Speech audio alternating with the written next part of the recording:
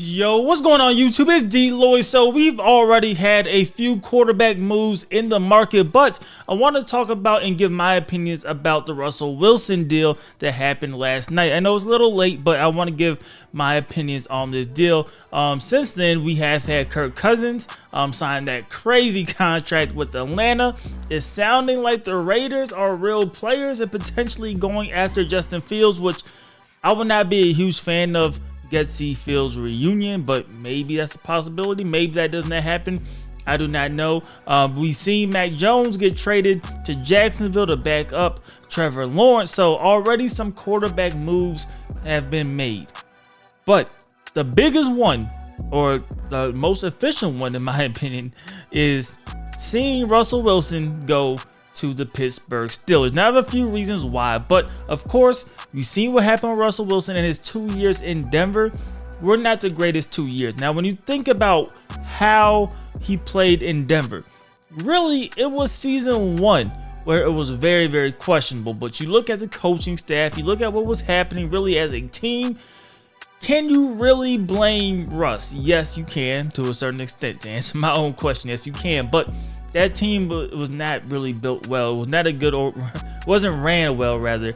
Wasn't a great time to be a Bronco, right? Season 2, you get Sean Payton. Not a fan of Russell Wilson. You can kind of tell from the beginning. Wasn't really a fan of Russell Wilson. Really wanted things done his way, but he did not play terribly. It was still a down year, but it did not play terribly. I think because his first season with the Broncos was so bad, he got a bad rap for season 2. But when you look at season 2 objectively by itself, I don't think it was that bad of a season. So he ends up being released, of course, in a crazy release. I don't understand still why the Broncos felt it was bad enough to have $80-something million in dead cap, but they felt the need to do that, which is fine. So now he's on the market. So what's going to happen? He's going to Pittsburgh. Pittsburgh is only paying him $1.2 million for 1 year. The $38 million owed, the rest of $38 million owed is going to be paid by the Denver Broncos. I, for the life of me, do not understand how some people think this is a bad deal for Pittsburgh. I really do not. I've heard quite a few different opinions. My best friend is a Steelers fan. Just listening to opinions, I heard some people say they rather have Mason Rudolph, which is wild to me, over Russell Wilson. I just don't put any type of stock into that type of mindset.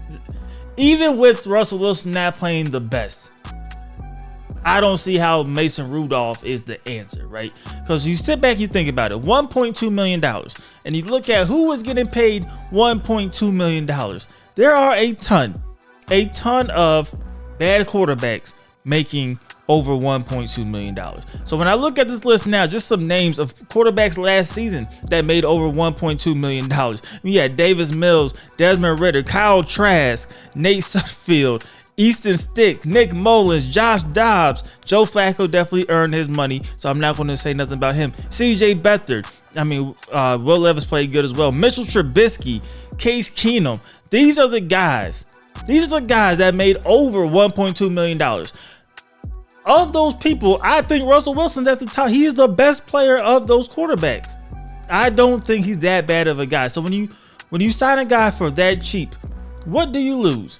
You have to say the right things, even though most of us would assume Russell Wilson will end up being the starter, right? You come in, you say Kenny Pickett's going to be our guy. We're going to compete. We'll see what happens from there. That seems like what they are saying at this point. If Kenny Pickett comes to camp and he just simply outperforms Russell Wilson, yes, you may have to release Russell Wilson if he does not want to be a backup, but you don't lose anything for $1.2 million.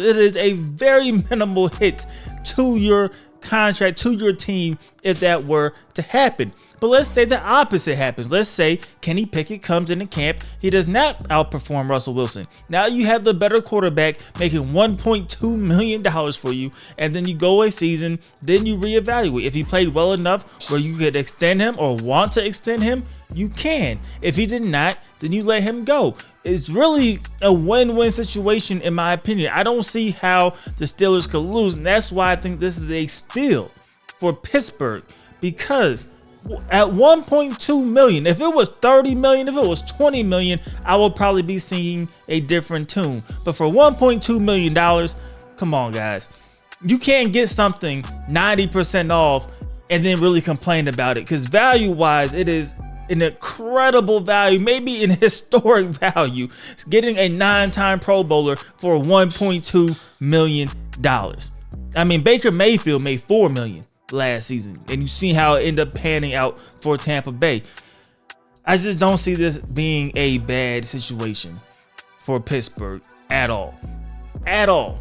Maybe I'm wrong though. You guys let me know what you guys think about this in the comment section below. Am I out of pocket? Do you like this move from Pittsburgh? Let me know, man. And as usual, I hope you guys did enjoy the video. If you did, please do me a favor. Go ahead and leave this video a like. It helps me out a lot. And subscribe if you haven't already. It's DLloyd. I'm see y'all next time. Peace.